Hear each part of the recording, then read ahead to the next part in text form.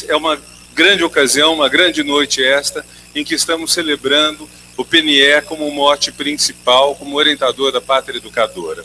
Penso que essa fusão de princípios, essa fusão de ações que os dois governos do PT, em 4 mandatos eleitos pelo povo, conduzem, dando uma prioridade à educação, é um grande sinal para o país, é um grande simbolismo, mais que isso é uma grande realidade.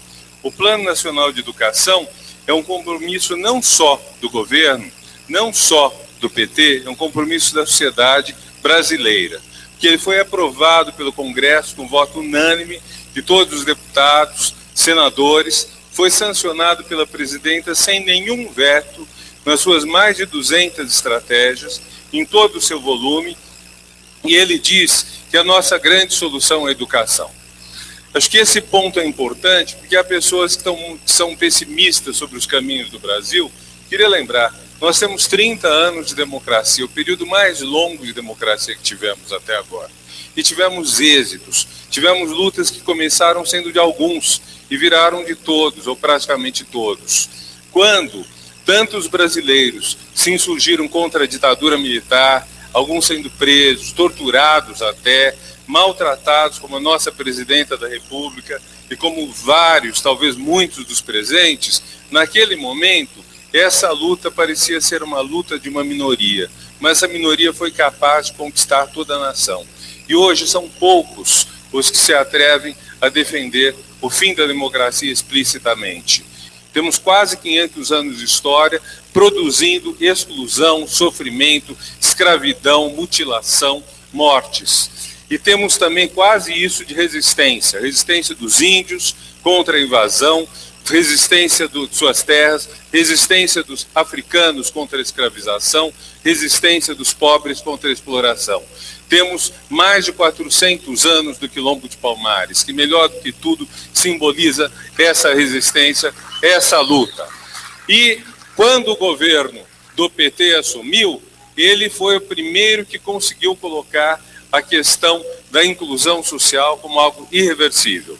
Teve precedente, sim, mas foi o primeiro que colocou a inclusão social como algo irreversível.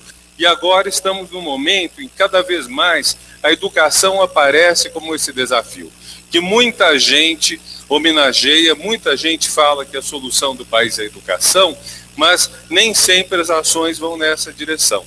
O plano define metas, 20 metas. O plano define mais de 200 estratégias. Ele é ambicioso, ele é audaz, ele é difícil, mas nós vamos dar continuação a ele. Ele vai permitir muitas coisas boas. Quero falar da pátria educadora, este mote admirável que a presidenta Dilma lançou. Mas para isso eu vou contar uma história curta no bairro de Heliópolis, um dos bairros pobres de São Paulo, em que certo dia a escola teve furtados 21 computadores que estavam ainda na caixa.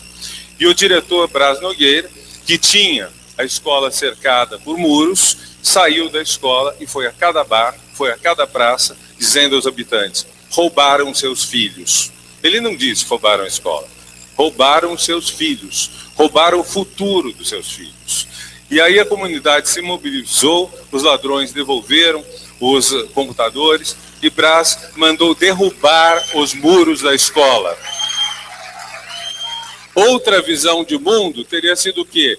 Põe cerca, eletrifica e põe câmera. Ele derrubou os muros da escola. Isso é que nós chamamos de bairro educador. A educação tem que ser cada vez mais alegre.